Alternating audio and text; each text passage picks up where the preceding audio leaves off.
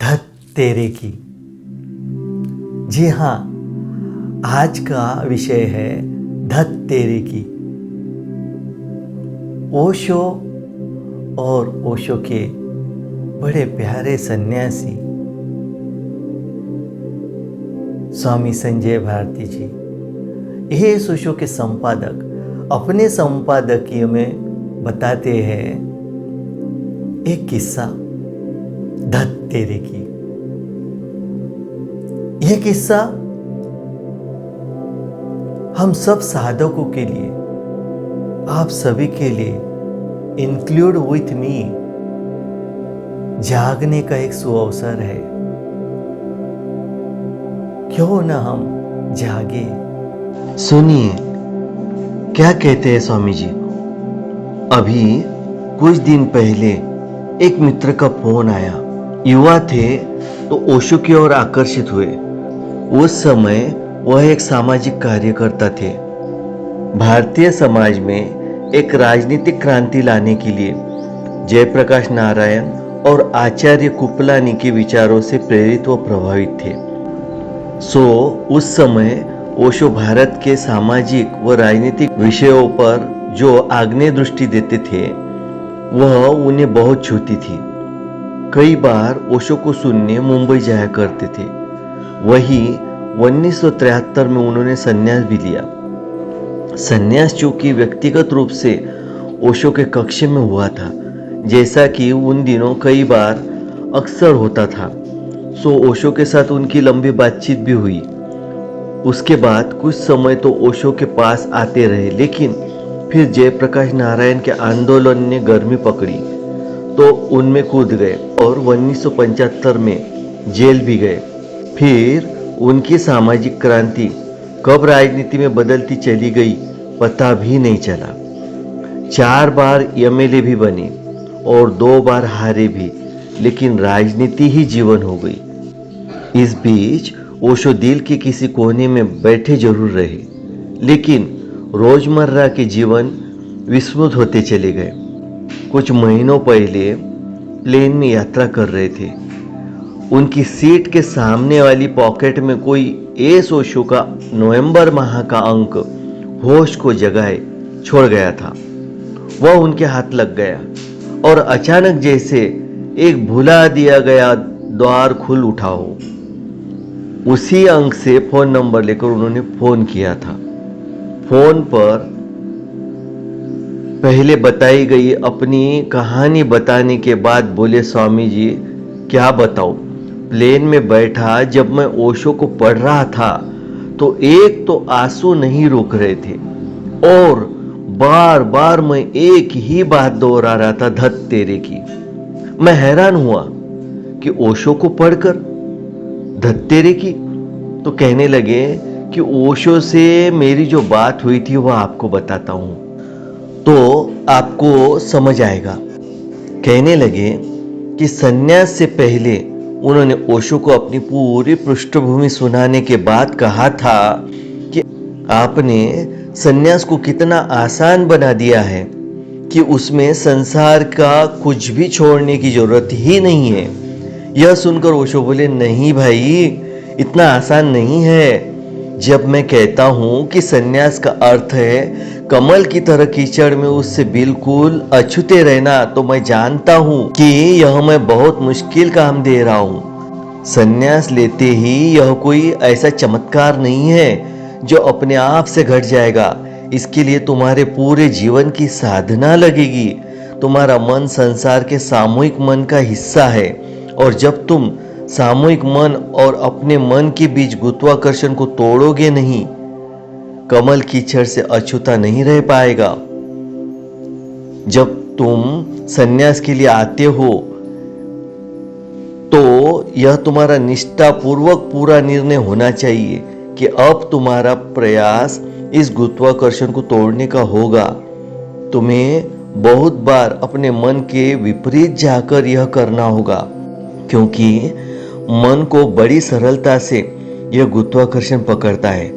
तुम्हारा मन सामूहिक मन की दिशा में बार बार बहेगा और हर बार तुम्हें उसके प्रति सचेत होना होगा। इन मित्र ने ओशो से पूछा कि यदि इतना ही कठिन है तो फिर आपने सन्यास की यह व्यवस्था ही क्यों बनाई? ओशो बोले, यह प्रयोग मुश्किल है लेकिन करने जैसा है। मैं जानबूझकर यह जोखिम उठा रहा हूं क्योंकि इससे पहले जो आज तक हुआ है उसने एक आधा अधूरा संसार पैदा किया है। मैं जानता हूं कि मैं जो कर रहा हूं वह सबके लिए बहुत मुश्किल होगा, लेकिन कोई 1000-2000 लोगों को भी यह संभव हो जाए तो हम संसार के भविष्य में एक नया अध्याय जोड़ सकते हैं।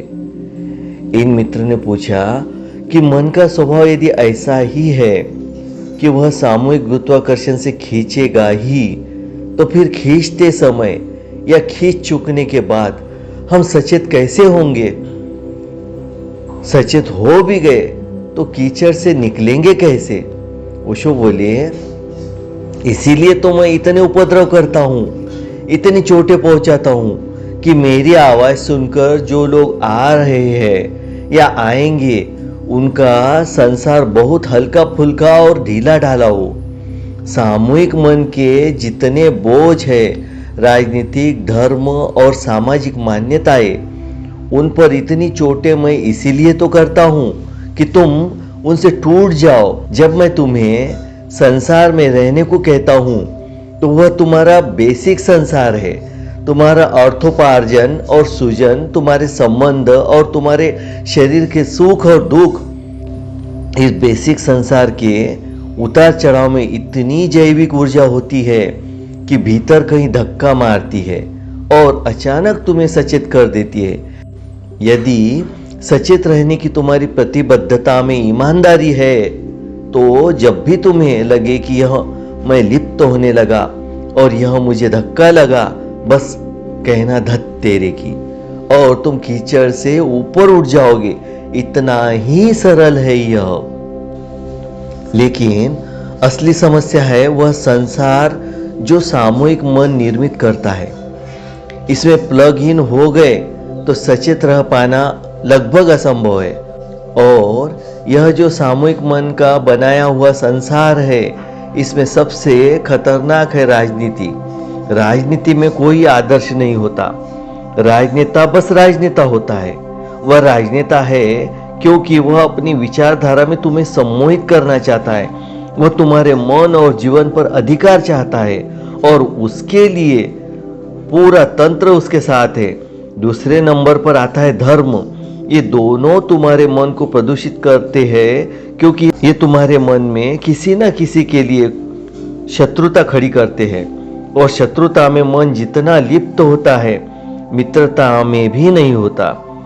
तो जब भी अखबार में किसी राजनेता को फोटो देखो, खबर बिना पढ़े ही कहो धत तेरे की और अखबार को फेंक दो। रेडियो पर कोई भाषण आता हो तो कहो धत तेरे की और रेडियो बंद कर दो। यह मित्र तो इससे पहले कि धत तेरी कह पाते वृद्ध हो गए, लेकिन वृद्ध अवस्था में ही सही स्मरण आ गया और अब कहते हैं कि जीवन भले ही कम बचा हो, मृत्यु तो नहीं आ गई। मृत्यु से पहले बस अब यही प्रयास होगा कि होश जाग जाए। जिस समय ओशो ने इन मित्र से बात की थी, उस समय न तो राजनीति इतनी उग्र और विभाजनकारी थी, न ही संचार माध्यम इतने कि हर समय आपको अपनी लपेट में रखे। आज तो अपनी धत तेरी की को हर समय अपनी ऊपर की जेब में रखने की जरूरत है ताकि फटाफट निकाली जा सके। फिर राजनीति ही नहीं, दूसरी तमाम चीजें हैं जो अपनी गोद में लेकर कब हमें सुला देती है पता ही नहीं चलता। आखिर में चलते चलते संपादक कहते हैं कि कल ही एक फोन आया कि मार्च में वे ओशो होली महोत्सव पर एक शिविर रखना चाहते हैं। क्या मैं संचालन के लिए आ पाऊंगा? संपादक कहते हैं, मैंने कहा धत तेरी की और कह भी क्या सकते थे संपादक जी।